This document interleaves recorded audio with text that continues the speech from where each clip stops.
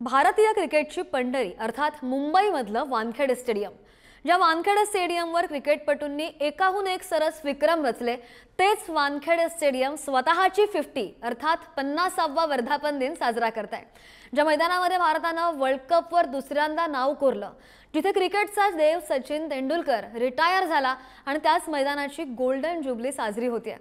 शेषराव वानखेडे नावाच्या मराठी माणसाच्या अपमानामधून जिद्दीने उभं राहिलेलं हे स्टेडियम मराठी माणसानं ठरवलं तर तो काहीही करू शकतो याचीच प्रेरणादायी कहाणी सांगणारं हे वानखेडे स्टेडियम। वानखेडेच्या सुवर्ण महोत्सवानिमित्त पुढारी न्यूजचा हा स्पेशल कार्यक्रम वानखेडेची 50।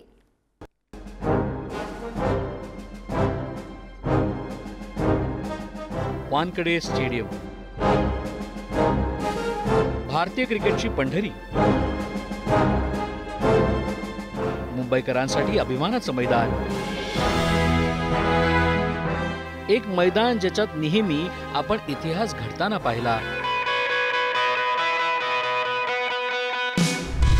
वानखेडे स्टेडियम एक अशी जागा ज्यांनी भारतीय क्रिकेट रसिकांना कायम ऐतिहासिक क्षणांची एक पर्वणी दिली। 1975 साली SK वानखेडे यांनी चर्चगेट स्टेशनजवळ एक मैदान बांधलं होतं आणि या मैदानाचं नाव नंतर त्यांच्याच नावाने ठेवण्यात आलं।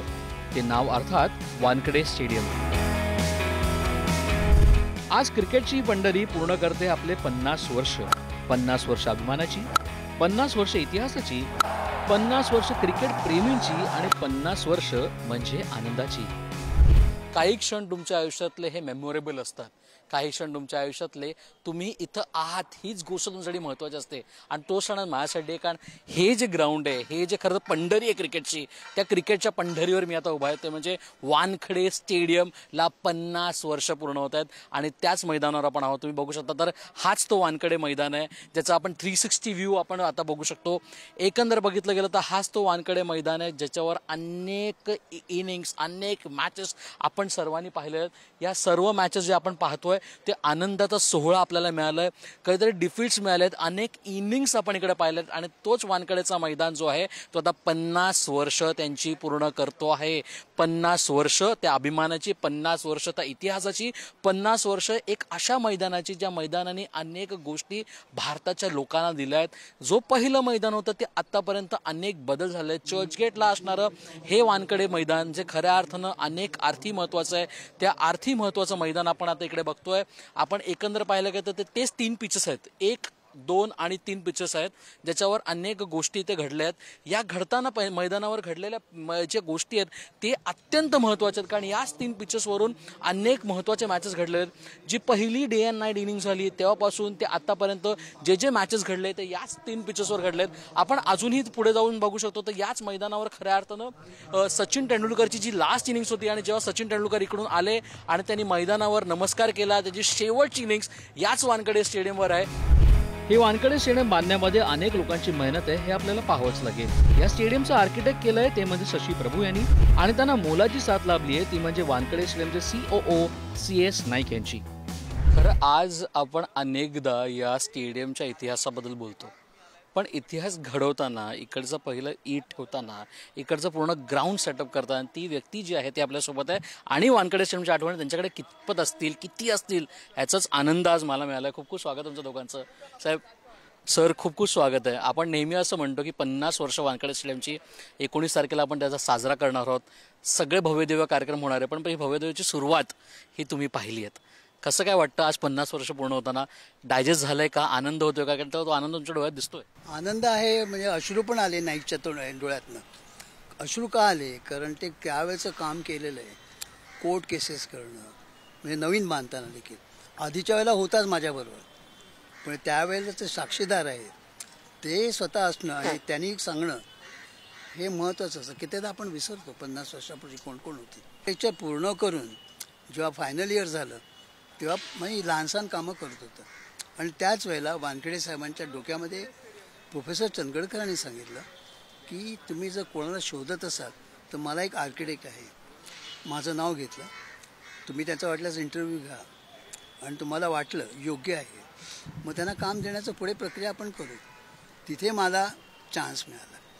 नंतर त्या कोवळ्या वेळामध्ये कोण कोणाला चान्स देतं हे सगळे लोक, नंतर कॉन्ट्रॅक्टर सिलेक्ट केला त्यावेळेला बिली मोऱ्यानी म्हणजे मला सांगण्याचे पाचशे लोक त्यांनी फायनान्शियल मदत पण केली, आम्हाला बिल डिस्काउंटिंग केली आणि त्याचे जास्तीत जास्त पर्टिक्युलर नाईक सांगू शकेल कारण तो फायनान्स बघत होता त्यावेळेला. नाईक सर, खऱ्या अर्थानं सर म्हणतायत खूप महत्त्वाची ही गोष्ट आहे की आज आम्ही साजरा करतोय ती गोष्टीची सुरुवातीच्या दिवसाबद्दल मला सांगा ना, कधीपासून सुरुवात झाली या सगळ्याची? तर मी ओरिजिनली महाराष्ट्राकडं नाही आहे, मी कर्नाटकावला आणि कारवारमधनं मी इकडे आलो आणि त्यावेळी मला पॉली उमरीकर भेटले. मला पॉली उमरीकर म्हणाल, मी दाखवलं मला नोकरी पाहिजे इकडे. तर पॉली उमरीकर मग तुझ्याकडे 2-2 डिग्री आहेत, आमच्याकडे वेकेन्सी नाही आहे तेवढे सिनियर पोझिशनची. मग sir something is better than nothing, तुम्ही जे काम सांगाल मी करेन. आणि त्याच्यानंतर आमची वाटचाल चालू झाली इकडे वानखेडे स्टेडियमला आणि क्लॅरिकलपासून आज मी CEO झालो. याचं सगळं बघितलं, रणजी ट्रॉफी जाऊन सगळं बघितलं. वर्ल्ड कप तर 2011 तर इट्स मेमोरेबल आहे. त्याच्यानंतर मी एक रणजी ट्रॉफी मॅच बघितली, मुंबई वर्सेस हरियाणा. त्यावेळी आम्ही 2 रनने हारलो आणि त्यावेळी दिलीप वेंगसरकर एवढे रडले, त्याच्यानंतर सगळं पब्लिक पण रडत होतं. It's one of the finest moment of my life. 50 वर्षात या मैदानाने अनेक दिग्गज खेळाडूंना खेळताना पाहिलं. या मैदानावर अनेक वेळा आपण सर्वांनी इतिहास घडताना पाहिला. वेस्ट इंडिजचे माजी कर्णधार क्लाइव्ह लॉयड यांनी पहिल्याच कसोटी सामन्यात 242 धावांची विक्रमी कामगिरी केली होती.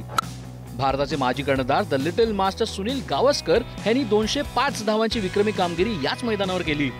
इंग्लंडचे सुपरस्टार ऑलराऊंडर माजी क्रिकेटपटू इयन बॉटम यांनी एकाच मॅचमध्ये शतक आणि 13 विकेट्स घेण्याची कामगिरी सुद्धा याच वानखेडे स्टेडियमवर केली होती. तर भारताचे माजी कर्णधार आणि कोच रवी शास्त्री यांनी एकाच ओव्हरमध्ये म्हणजेच 6 बॉलवर 6 सिक्स याच वानखेडे स्टेडियमवर मारले होते. तर भारतरत्न सचिन तेंडुलकर यांची अनेक इनिंग्स याच वानखेडे स्टेडियम पाहिली आणि शेवटची इनिंग्स पाहताना सगळ्यांच्या डोळ्यात पाणीच होतं. आणि कोण विसरू शकतं तो धोनीचा आउटस्टँडिंग 6. किंग कोहली यांनी इंग्लंडच्या विरोधात 235 धावांची विक्रमी खेळी याच वानखेडे स्टेडियमवर केली. वानखेडे स्टेडियमनी अनेक गोष्टींमध्ये आनंदी दिला तर अनेकदा संघर्षही पाहिला. 1991 साली इंडिया पाकिस्तान मॅच न होण्यासाठी शिवसैनिकांनी वानखेडेचा पिच खोदला होता, त्यामुळे सामना रद्द देखील करण्यात आला होता. या 50 वर्ष पूर्ण होण्याच्या निमित्तानं वेगवेगळे कार्यक्रम सध्या वानखेडे स्टेडियमवर पार पडतायत. त्यातच मुंबईची पहिली रणजी टीम ह्यांचा सुद्धा सत्कार सोहळा यावेळी पार पडला. या सोहळ्याला या टीम मधले काही दिग्गज खेळाडूंनी हजेरी लावली होती. त्यातलेच एक म्हणजे भारताचे स्टायलिश ऑलराऊंडर करसन गावरी. खरं आज सगळे दिग्गज खेळाडू इकडे आलेत आणि खऱ्या अर्थानं आलेत काय तर ते एन्जॉय सुद्धा करतात, कारण वानखेडेच्या आठवणी अनेक असतील. सर खूप खूप स्वागत है पुढारी में. और सच में इस ground 50 years of this ground, हम ऑडियंस की तरह हम बहुत खुश हो रहे हैं. तो आपकी तो यादें हैं इस पे, कितनी प्राउड मोमेंट है, कितना आपको बहुत अच्छा लग रहा है, कितनी खुशी हो रही है इससे?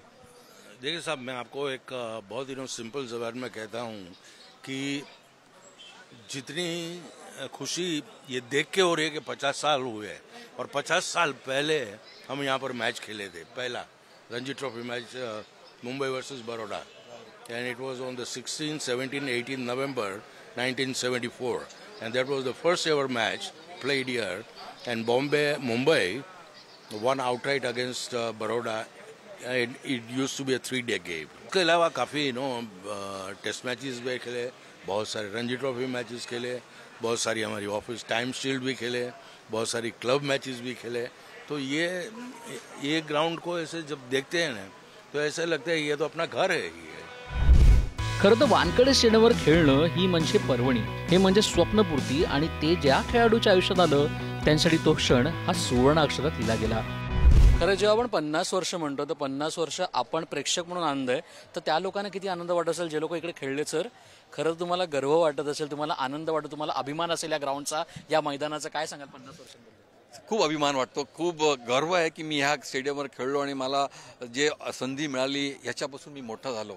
की हर एकचा एक, जसं आपण म्हणतो की आपलं घर असतो, देव असतो, जसं की आम्हाला क्रिकेटमधलं आमचं घर वानखेडे स्टेडियम होतं, की आमचा होम ग्राउंड होतो. ह्या होम ग्राउंडमुळे आम्ही आज जे काय आहेत आम्ही इकडे खूप रन्स केल्यामुळे आम्ही इंडियाला खेळलो आणि जे काय आज आहे ते आम्ही मग नंतर मी कोच झालो. तर मला असं वाटतं की हा स्टेडियम आमच्यासाठी नेहमीच राहणार.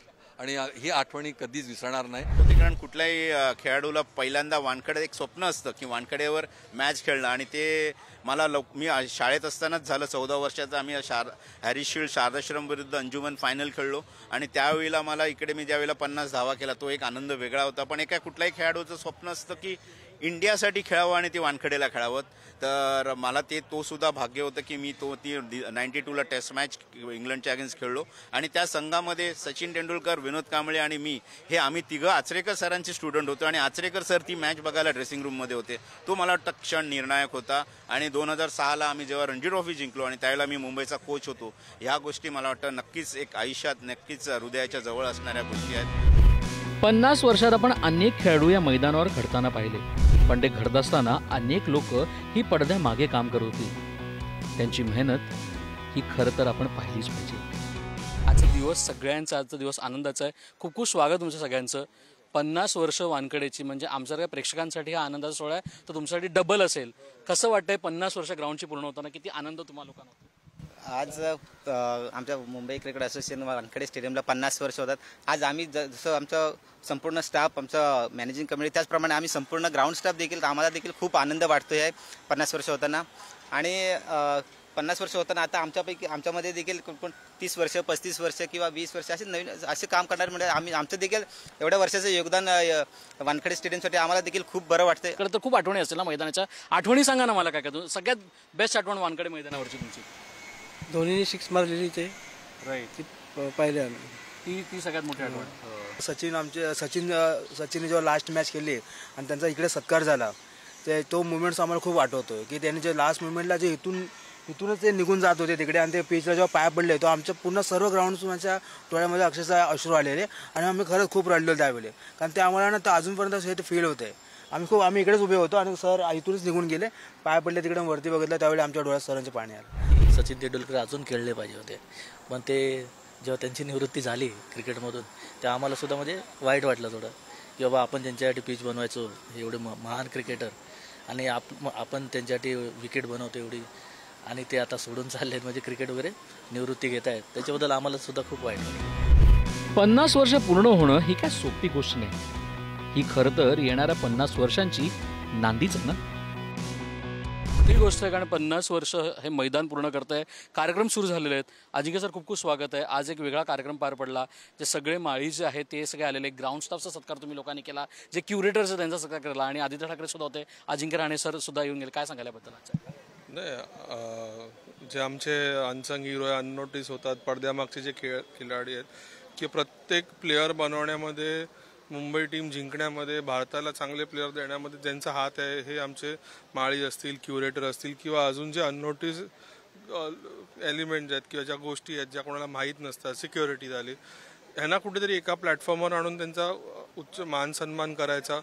त्यांना आम्ही काय मेडिकल रिलेटेड, फायनान्शियल रिलेटेड आम्ही काय मदत करू शकू ह्याच्यावर आमची चर्चा झाली, आणि त्याच्यानंतर आम्ही असं डिसाईड केलं की एवढा मोठा क्षण होतो आहे, वानखेडे आमचं मेन ग्राउंड आहे भारतातलं, पण त्याला असोसिएट जेवढी मैदान आहेत त्याच्यात जी मेंटेन करतात, तिकडनं जे मैदान क्रिकेटमधनं प्लेअर येतात, त्याच्यात जर मोलाचा कोणाचा हे असेल तर तो माळ्यांचा आहे, आणि त्यामुळे आम्ही हा सत्काराचा कार्यक्रम ठेवला होता. तरुण पिढी आहे, मी आज MA केलेले पण हॉर्टिकल्चरमध्ये जी विद्यार्थी आहेत आज ते ह्याच्याकडे वळत आहेत. आज आम्ही क्रिकेट नॉलेज सेंटरच्या माध्यमातून क्युरेटरचे कोर्स चालू केले आहेत. असे वेगळ्या वेगळ्या गोष्टी आम्ही चालू केल्यात, आणि मला वाटतं की हे चांगलं एक करिअर म्हणून किंवा एक फ्युचर तरुण पिढीसाठी एक अपॉर्च्युनिटी क्रिएट होऊ शकते. कारण तुम्ही ऑस्ट्रेलियामध्ये बघितलं, इंग्लंडमध्ये बघितलं, PhD केलेले सुद्धा क्युरेटर्स आहेत आणि ग्राउंड्समॅन आहेत. तर माझ्यामध्ये ह्यांचं पण कुठेतरी स्थान आपण वाढवलं पाहिजे.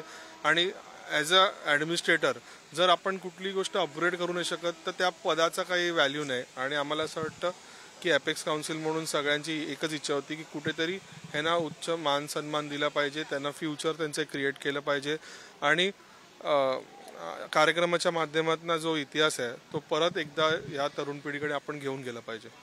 ते म्हणतात ना, खरं तर प्रत्येक गोष्ट ही नव्याने असते, ही नव्याने घडत असते. नव्याने घडत का असते? कारण या गोष्टीमध्ये इतिहास घडतो.